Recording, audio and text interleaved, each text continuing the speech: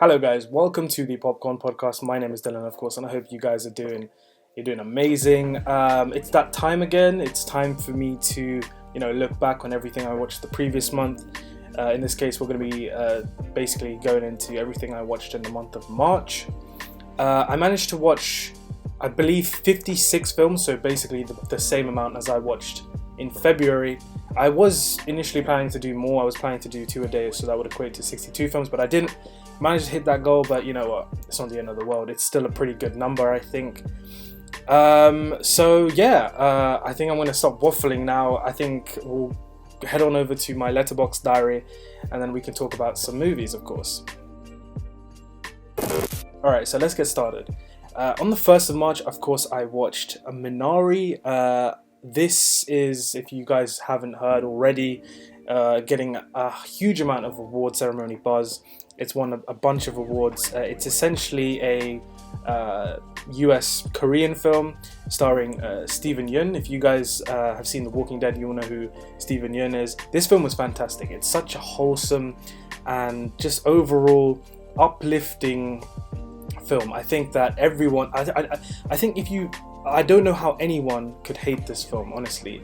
It's such a beautifully made and told film with great performances, beautiful cinematography, and a great score as well. It also has one of the best child performances of recent years, I think, in Alan Kim.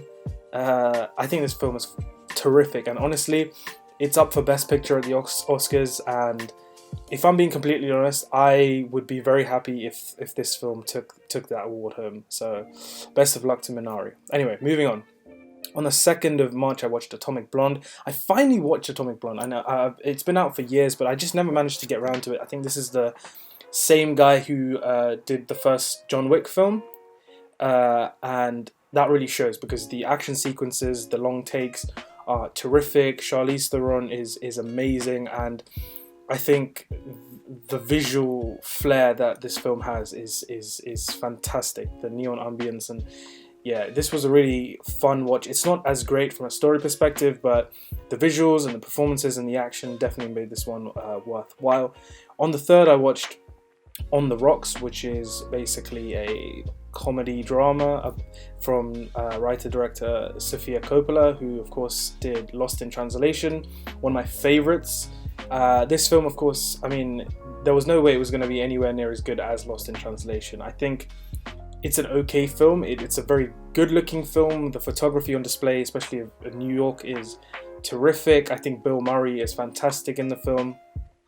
But I don't think the script works as well in Sofia Coppola's hands, even though she wrote it. I think she wrote it.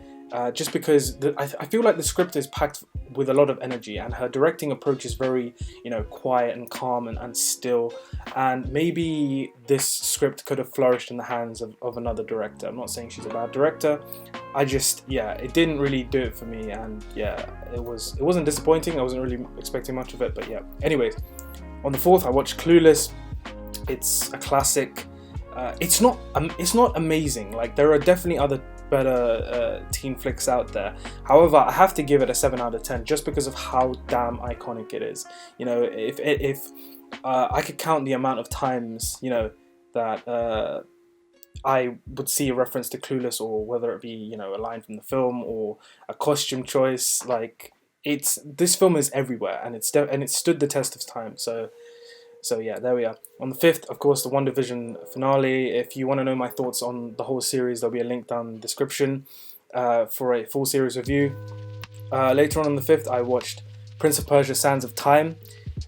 This film isn't that great, but I loved this film as a kid growing up. It was one of my favorite fantasy action films, and Jake Gyllenhaal was pretty good in it as well. So I love this film. I know it's not that great, but here we are. Anyway, moving on. On the 6th, I watched Mid-90s, which is an A24 film directed by Jonah Hill, and he is terrific as a director. I mean, if you told me, or if you told me a couple of years ago that Jonah Hill would actually do a good job as a director, I don't know if I would have believed you, because he's so well known for his comedic roles. It was interesting to see what he could do behind the camera, and I think he's told a really simple but really special story. And I think if you haven't seen mid-90s, definitely check it out. There's a lot. It has a lot going for it. So yeah, I'm excited to see what Jonah Hill does in the future, potentially as a director. Anyway, moving on the 7th, Mahrini's Black Bottom. This was the last recorded performance of Chadwick Boseman, of course, RIP. And I think he's probably the front runner to take the Oscar home for best performance by an actor in a supporting role. Not supporting role, sorry, lead role, because he's terrific in the film. Viola Davis is fantastic in this film as well. I do think from it feels a bit theatre-ish, the film. I think from a storytelling and a directing perspective, yeah, I think it feels a little bit too much like a play. However, the performances are definitely what make this film worthwhile. So yeah, check this one out. Raya and the Last Dragon, you know I love this film. I made a full video essay on it. If you want to check it out, of course, link in the description. And then I watched 12 Angry Men. I rewatched it. It's a masterpiece. It's one of the greatest films of all time. What can I say? Certainly the best dialogue-driven film of all time. On the 8th, I watched Captain Fantastic. Now, Viggo Mortensen is one of my favourite actors, and he picks roles that are very low-key. Like, I've heard a lot of my friends say, "Oh, where?" They've never seen another film with Viggo Mortensen in aside from The Lord of the Rings, and he picks his roles very, very, carefully. And this definitely shows. This film is a hidden gem because I hear no one talking about it. It's fantastic. It's both sad and really heartwarming at the same time. And yeah, I think Captain Fantastic is just terrific. It is not a superhero film, okay? You might think that from the title, but it is not. Anyways, on the 8th, continuing on, I watched Short Term 12. I heard a lot of good things about this film. It's got quite great reviews. I liked it. I didn't love it. I'll just say that. I think the performances are really good, and I think it's a really, concise, well-made film. With a lot of complexities and a lot of heart and a lot of human emotion in front of the camera. But yeah, it was just I liked it, didn't love it. Moving on the 9th, I watched Chronicle. I've seen this film before. It was actually I thought growing up this is one of the coolest films. And I think it's okay as a film. I think the handheld footage style of it really gives it another dynamic of realism, and on top of that, this is essentially a story about teenagers who get superpowers, and I think it's very realistically told, and it's not something that you couldn't not believe if something like this happened in our world. And that's why I think it makes this film so relatable, is you can really relate to the characters, more specifically the main character. Yeah, so I like Chronicle a lot. I think Josh Trank, who directed it, I think this is his best film. There's no question about it, because let's not lie, he did Fantastic Four, the latest one after this, and then he did Capone with Tom Hardy. Both films were just, yeah, they weren't good. Anyway, on the 10th, The Wicker Man. I got together with a bunch of friends and we watched this, and we were just laughing our asses off. If you don't know what The Wicker Man is, just go and watch Chris Duckman's Hilariosity review on it. It's really, really funny. This is one of the worst films I've ever seen, but also one of the most hilariously bad films I've seen at the same time, which makes it worth watching, trust me. Anyway, on the 12th, Punch Drunk Love, Paul Thomas Anderson's, I think, first and only collab with Adam Sandler. I think aside from Uncut Gems, this is probably my favorite performance from Adam Sandler. I think it's Paul Thomas Anderson's films. A lot of people love, but I don't think they're for everyone. They have this very weird and different dynamic that a lot of people just don't resonate with. In Punch Drunk Love, some of the stuff that happens and the way it's told, I just was not expecting, and I kind of loved it. And Philip Seymour Hoffman is great in it as well. So yeah. Anyways, on the 12th, continuing on later on that night, I watched Tangled. It's good. Don't think it's great. It's Certainly not the best Disney film, but it's a good watch. On the 13th, I watched Underwater with Kristen Stewart. This is basically Ridley Scott's Alien, but in the ocean. It was alright. Nothing amazing, but yeah, it was okay. Then continuing, I watched the Russo brothers' latest film, Cherry, starring Tom Holland. Now, I think I was severely disappointed by this film. I am severely disappointed with this film. Coming off, the likes of Infinity War and Endgame, you would expect a lot more from the Russo brothers. I don't think they're necessarily bad or anything, but just the story feels so disjointed, and quite honestly, I think this was quite boring. Like the runtime is way too long. I think Tom Holland is giving a good performance, but everything else and the visuals are quite nice to look at and whatnot, but I don't know. It just did not do it for me, I didn't really enjoy it. Yeah, it's still 6 out of 10. There are some aspects of it that are quite good. Anyway, moving on.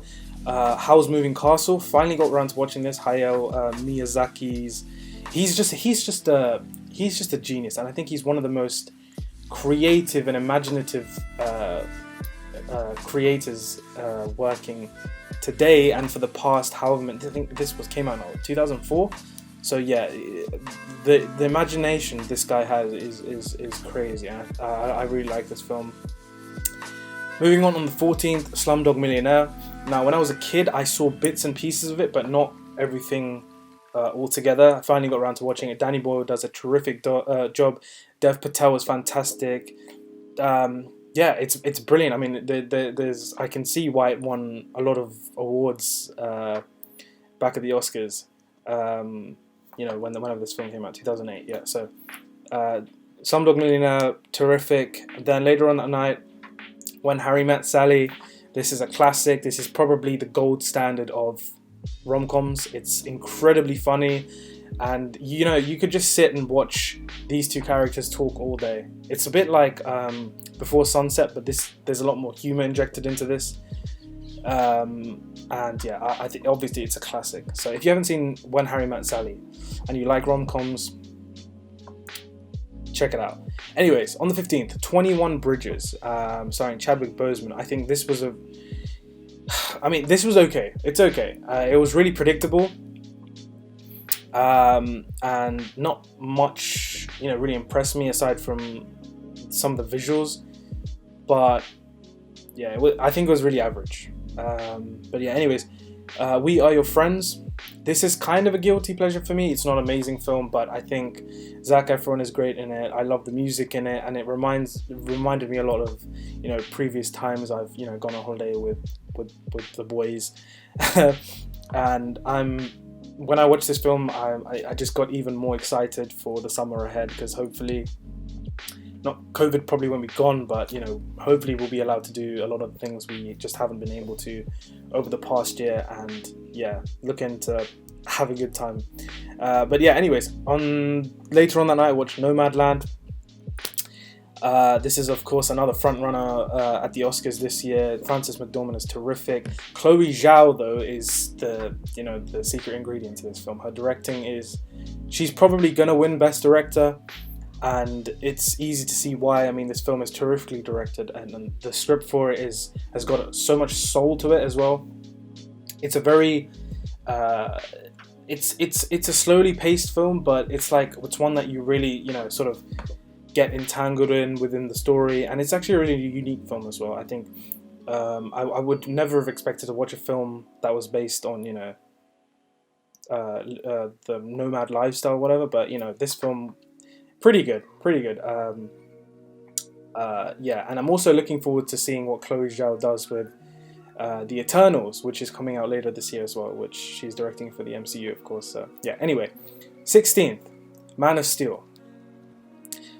I love Man of Steel. I know it gets its fair bit of hate, but I hand on my heart love Man of Steel. I think I'm a big fan of Zack Snyder, and of course. You can see the movies leading up. You probably know why I watched all of these. I think Man of Steel is still probably my favourite entry in the DCEU.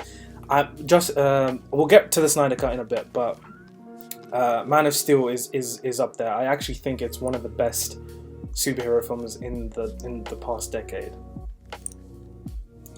Yeah. Anyway, moving on. Watched Batman: The Dark Knight Returns Part 1 and Part 2. If you don't know, if you like DC and you like comic book films, do not skip watching out. Do not skip out on watching the DC animated films. The Dark Knight Returns Part 1 and Part 2 are just terrific Batman films and really nail that interpretation from Frank Miller's graphic novel. Of course, it's one of the most beloved comic books of all time. And yeah, I had a lot of fun with these films. I love Batman. I mean, Batman is my favorite superhero. Yeah, and it is not just these films. There are a lot of other DC animated films that you should check out. There's Under the Red Hood. There's Flashpoint Paradox.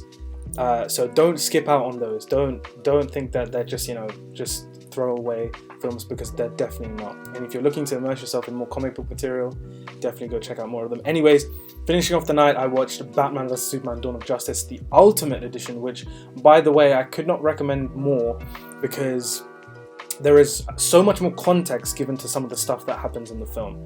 It's, I believe, about 3 hours, and I think it's far better than the original cut. I like Batman vs Superman. I still prefer Man of Steel, but I'm amongst the people who like Batman vs Superman. I think Ben Affleck is terrific, of course, and Zack Snyder's visual flair is almost second to none. I mean, in terms of comic book films. So yeah, I still have a lot of fun with Batman vs Superman. Anyway, on the 17th of March. 17th of March was actually my birthday. I turned 22, and it's sort of like a year tradition. Every time it's my birthday, I'll watch one of my favorite films of all time, and in this case, I watched Jurassic Park. Now, Jurassic Park, I will make a video on Jurassic Park one day, but to keep it short and simple, this film basically changed my life. This was the first film that sort of opened me up to movies. This is what started it all. I wouldn't be talking to you guys right now if it wasn't for this film. So Jurassic Park, of course, I love it. Then later on that evening, Ryan the Last Dragon again. Once again, the link is in the description if you want to know my thoughts on that. Then, on the 18th, Mr. Snyder came in with a late birthday present for me, because we finally got it, guys. We finally got the 4-hour cut of Justice League, the Snyder cut, and everything about this film is better than the 2017 version. Everything. I don't know a single. You know what? I'm not even going to go into detail. I mean, I've made 2 videos. I've made a non-spoiler review, and I've made a top 5 moments from the film, a video essay, which obviously, again, I'm going to link in the description down below. Go and check those out. Yeah. Anyways, 19th, Coach Carter. I like this film and don't love it. I think it's a bit overrated, but it's still decent. I think Sam Jackson is basically what makes this film work. Later on, I finally watched Portrait of a Lady on Fire. Now, this film, it's a French film. I was blown away by this film. I think it is basically perfect.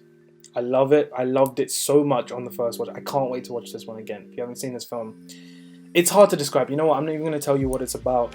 Just trust me and go and check it out. I think it is such a beautiful film. Anyways, finishing off the 19th, Toy Story, masterpiece. I did not know that Joss Whedon wrote the screenplay for this, or had a part in writing the screenplay for this. I mean, it's a masterpiece. It's one of the best animated films ever made, of course. I don't need to talk much about it. Moving on 20th, watched Lion, starring Dev Patel, who gives a terrific performance. This is genuinely one of the best based on a true story films I've ever seen. It's such a beautifully shot film as well, with an incredible performance by a young actor as well. One of the best I've ever seen. So yeah. On the 21st, finally watched Jerry Maguire. Give it 8 out of 10. I mean, it's a classic, isn't it? Tom Cruise, Cuba Gooding Jr. Show me the money! Anyways, on the 21st, I watched Rogue. Now, if you haven't heard of Rogue, it's basically it's a film with Megan Fox, who plays the leader of I don't know, it's maybe a Navy SEAL team or something like this, and they're trying to, a group of mercenaries who are trying to extract the daughter of a government official from this, these terrorist troops and in Africa, and then there's a tiger that is essentially stalking them and killing all the men.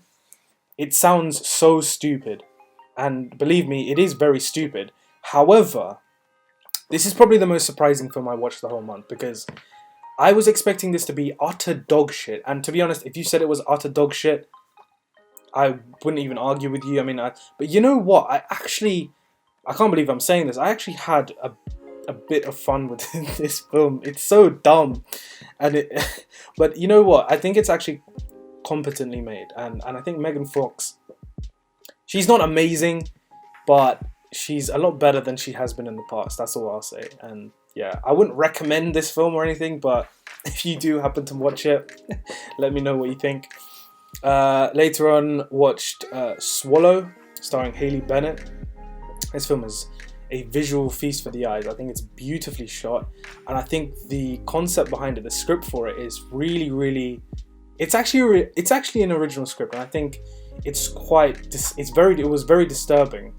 And I think for about 2/3 of the film, I was fully, I was like, this is a great film.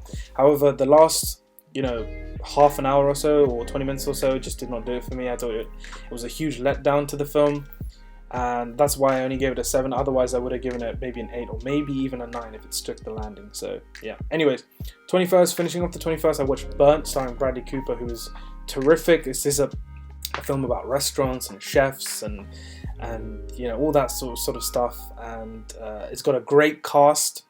One of my favorite things about this film is the fact that it's shot in London. It's shot in my home city, so I actually know a lot of the locations that they shot at. So that's why I actually like this film more than most.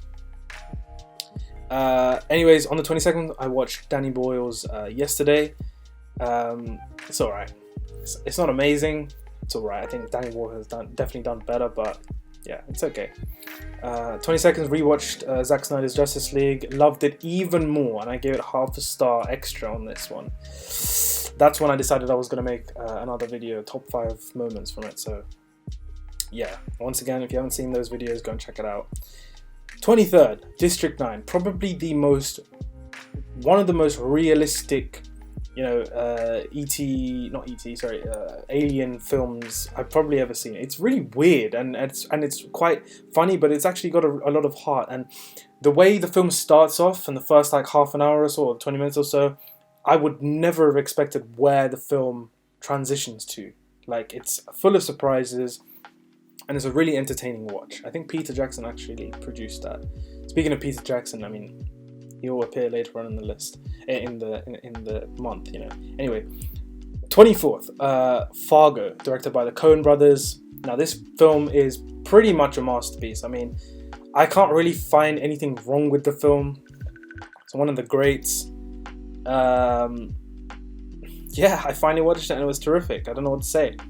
I still prefer No Country for Old Men, just a bit, but this film is still one of the greats in terms of, crime thrillers. I wouldn't even say it's a crime thriller. Anyways, if you've seen Fargo, or if you haven't seen Fargo, go and check it out. 100%. It's one of the best. Anyways, 24th, moving on. I watched Tolkien. If you don't know who Tolkien is, he's the guy who wrote The Hobbit and The Lord of the Rings, and me being such a huge fan, of one of the biggest fans of The Lord of the Rings you probably ever meet, I finally got around to watching it. I hadn't watched it for so long just because I hadn't heard anything amazing of it. This was kind of a letdown. I mean, it was pretty boring, I hate to say. There were some moments in the film that made me smile because, of course, that linked to The Lord of the Rings or whatever, but yeah, I think this could have been so much better. It had so much potential as well. Anyways, Spring Breakers. When I was younger, I saw bits and pieces of this film. Finally watched the whole thing. I think James Franco is terrific in this film. I think he steals the show. The visuals on display, particularly towards the end with all the neon lighting, also is terrific. And I like when films, I don't know, like this film, a lot of people hate this, and rightly so. I mean, it's quite a inappropriate film. However, there is a fair few of those who actually think this film is terrific. I'm somewhere in the middle. I think the story lacks a bit, but where the story lacks, the visuals make up for it. And yeah, anyways, 25th, Let Me In, directed by Matt Reeves. This film actually is directed by Matt Reeves. It's shot by Greg Fraser, cinematography, and the composer behind it is Michael Giacchino. And those three guys are basically the team for the upcoming The Batman, the Robert Pattinson Batman. So of course I was really excited to see what this film would be, and it's like a horror. It's basically a horror film, and if I'm being completely honest, I like horror films, but this film, like, I couldn't really point to something in the film that let it down for me. You know, there's sometimes you watch a film, you can't really point out what is necessarily wrong with it, because the film is really well directed and beautifully shot, and the score is great, and the performances are pretty good as well. There's a young Chloe Grace Moretz. But you know, I just didn't like the film. I don't know how else to explain it. It didn't click with me. So that was a bit disappointing. Anyways, later on I watched Savages, directed by Oliver Stone. I love the visuals behind this film. The script isn't anything we haven't seen before, and I think the villains of this film, the people who are the bad guys, or who are meant out to be the bad guys, Salma Hayek and Benicio del Toro, are so much more interesting than the good guys in this film. I think they took this film and they're having so much fun in their respective roles, especially Salma Hayek. So yeah, I think it's pretty entertaining. I don't think it needs to be as long as it is, but I think it's pretty entertaining. Anyway, 26th, Bridge to Terabithia. I don't want to talk about this film. If you've seen this film, you might hazard a guess as to why, but I don't want to talk about this. I will make a video on it one day. This film inspired me a lot creatively as a child when I was watching this, but it also almost destroyed my childhood. If you've seen the film, you will know why. But anyways, I will make a video on it one day. Moving on. Burn After Reading, Coen Brothers again. Originally I gave this a 7 out of 10. Then I thought on it and I had a chat with some friends, or a friend, and I bumped it up to 8 because I think that this is almost like a genius kind of film. It's almost throwaway, and like it's not something. I mean, I definitely would revisit it, but it's not something I'd be like, oh yeah, you gotta watch Burn After Reading. You gotta, like, it's what am I talking about, man? I mean, watch this film. If you're thinking about watching this film, just watch it for Brad Pitt, because Brad Pitt in this film is fucking hilarious. He's hilarious. Just even thinking about it makes me laugh. Anyways, 27th, Hustlers with Jennifer Lopez. This film is about a bunch of strippers. And surprisingly, it was not terrible. In fact, I actually thought it was pretty decent. I think Jennifer Lopez gives one hell of a performance, probably the best performance I've seen from her. And Constance Wu is terrific as well. It steals from a lot of other films like Wolf of Wall Street and stuff like that, but overall I think it's decent. Like, it's not as bad as it sounds or looks. Anyways, 30th, rewatched Zack Snyder's Justice League again. Not much else to say. 30th, again, King Kong, directed by Peter Jackson. 3 hours long, yet this film feels like 1 hour. It is terrific. I still think it's the best in the modern era, in terms of a take on the MonsterVerse and these monsters. It's fantastic. And Andy Serkis, of course, who does the motion capture for King Kong. When is Andy Serkis going to get an Oscar, man? Because honestly, every time I talk about Andy Serkis, I'm going to take the opportunity to just tell you guys I have met Andy Serkis. I actually ran into him in central London, just randomly. I just ran into Andy Serkis. So he's a lovely guy, man, honestly. And yeah, King Kong, terrific. To round off the 31st of March, to round off this month, I watched all 4 MonsterVerse films in one day. So Godzilla, Kong Skull Island, Godzilla King of the Monsters, and finally Godzilla vs. Kong, which is the latest film that came out like basically last week. Anyways, Godzilla. I like Godzilla for a lot of reasons. Firstly, I like it because it's so grounded and gritty, and it puts you in the perspective of the human characters to make these moments feel so much larger than life. and deservingly so.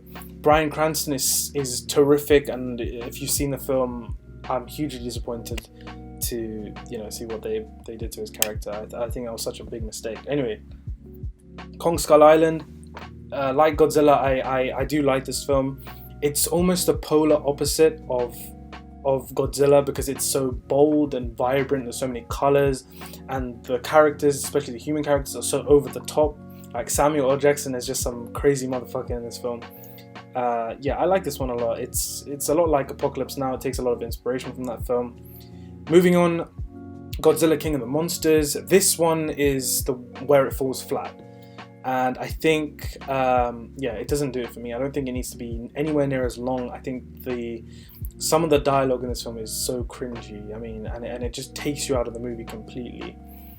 Where I think this film fails is, instead of picking a specific tone to go with, it tries to be in the middle between the grounded, gritty take that Gareth Edwards had on Godzilla, and it also tries to be light and funny and vibrant like Kong Skull Island. So what you get is a film that is so tonally inconsistent, and yeah, it's not great. But like, you know what, the monster fights are awesome, so that's why it gets a 6 out of 10 for me. Anyway, last film of the month, Godzilla vs Kong, which is Godzilla.